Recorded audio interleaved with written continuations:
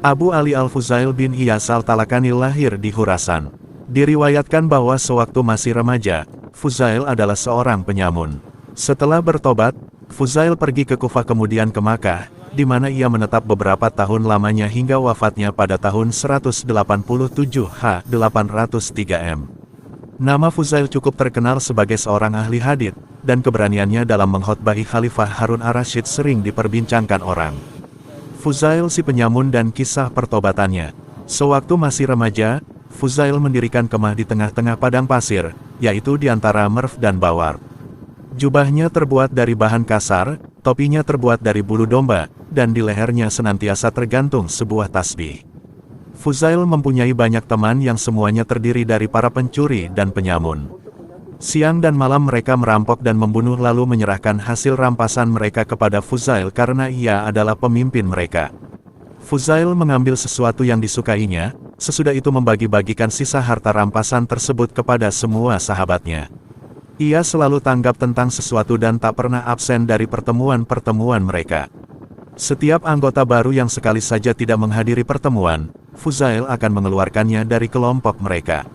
Suatu hari sebuah kafilah yang besar melewati daerah mereka, Fuzail dan sahabat-sahabatnya telah menanti-nantikan kedatangan kafilah itu. Di dalam rombongan itu ada seorang lelaki yang pernah mendengar desas-desus mengenai para perampok itu. Ketika ia melihat kawanan perampok itu dari kejauhan, ia pun berpikir, bagaimana ia harus menyembunyikan sekantong emas yang dimilikinya. Kantong emas itu akan kusembunyikan, ia berkata di dalam hati. Dengan demikian jika para perampok membegal rombongan ini, aku masih mempunyai modal untuk diandalkan. Ia menyimpang dari jalan raya. Kemudian ia melihat sebuah kemah dan di dekat kemah itu ada seorang yang wajah dan pakaiannya tampak sebagai seorang pertapa. Maka kantong emas itu pun lalu dititipkannya kepada orang itu yang sebenarnya adalah Fuzail sendiri. Taruhlah kantongmu itu di pojok kemahku, Fuzail berkata kepadanya. Lelaki itu melakukan seperti apa yang dikatakan Fuzail.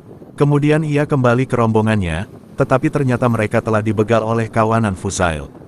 Semua barang bawaan mereka telah dirampas sedang kaki dan tangan mereka diikat.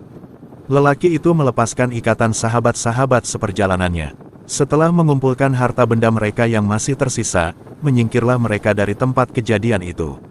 Lelaki tadi kembali ke kemah Fuzail untuk mengambil kantong emasnya. Ia melihat Fuzail sedang berkerumun dengan kawanan perampok dan membagi-bagikan hasil rampasan mereka. Celaka, ternyata aku telah menitipkan kantong emasku kepada seorang maling, lelaki itu mengeluh. Tetapi Fuzail yang dari kejauhan melihatnya, memanggilnya dan ia pun datang menghampiri. Apa yang engkau inginkan? Lelaki itu bertanya kepada Fuzail, ambillah barangmu dari tempat tadi dan setelah itu tinggalkanlah tempat ini. Lelaki itu segera berlari ke kemah Fuzail, mengambil kantong emas dan meninggalkan mereka itu.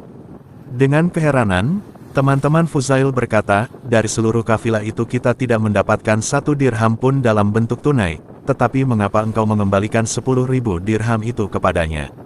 Fuzail menjawab, ia telah mempercayaiku seperti aku mempercayai Allah akan menerima tobatku nanti.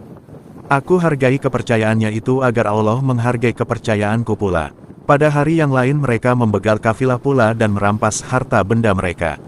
Ketika kawanan Fuzail sedang makan, seorang anggota kafilah itu datang menghampiri mereka dan bertanya, siapakah pemimpin kalian? Kawanan perampok itu menjawab, ia tidak ada di sini. Ia sedang salat di balik pohon yang terletak di pinggir sungai itu. Tetapi sekarang ini belum waktunya untuk salat, lelaki itu berkata. Ia sedang melakukan salat sunnah, salah seorang di antara penyamun itu menjelaskan.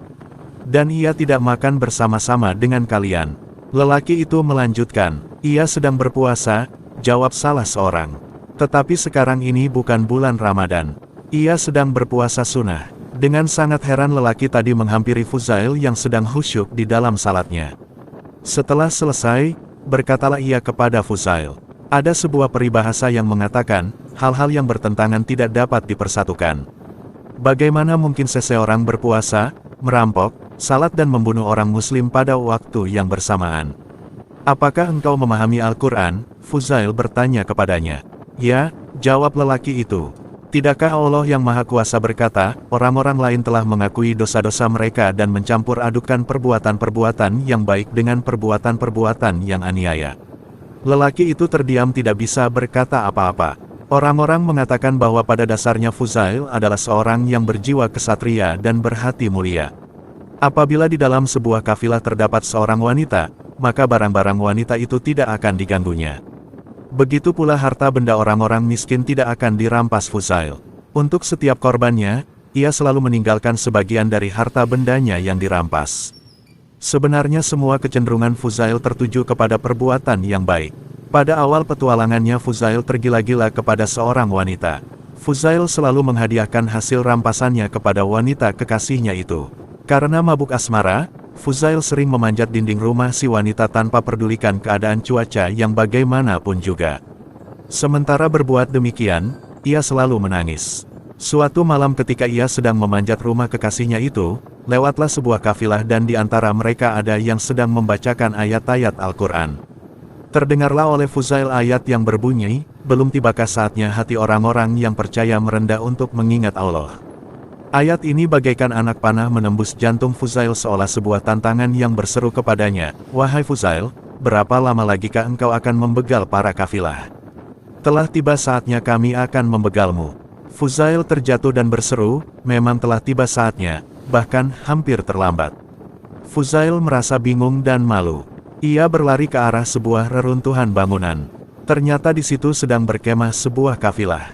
Mereka berkata, "Marilah kita melanjutkan perjalanan," tetapi salah seorang di antara mereka mencegah, "Tidak mungkin, Fuzail sedang menanti dan akan menghadang kita." Mendengar pembicaraan mereka itu Fuzail berseru, "Berita gembira. Fuzail telah bertobat." Setelah berseru demikian ia pun pergi. Sepanjang hari ia berjalan sambil menangis. Hal ini sangat menggembirakan orang-orang yang membenci dirinya. Kepada setiap orang di antara sahabat-sahabatnya, Fuzail meminta agar janji setia di antara mereka dihapuskan. Akhirnya hanya tersisa seorang Yahudi di Bawar. Fuzail meminta agar janji setia di antara mereka berdua dihapuskan. Namun si Yahudi tidak mau dibujuk. "Sekarang kita bisa memperolok-olok pengikut Muhammad," si Yahudi berbisik kepada teman-temannya sambil tergelak-gelak.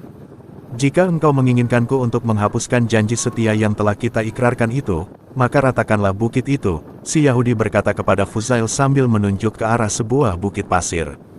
Bukit itu tidak mungkin dapat dipindahkan oleh seorang manusia, kecuali untuk waktu yang sangat lama.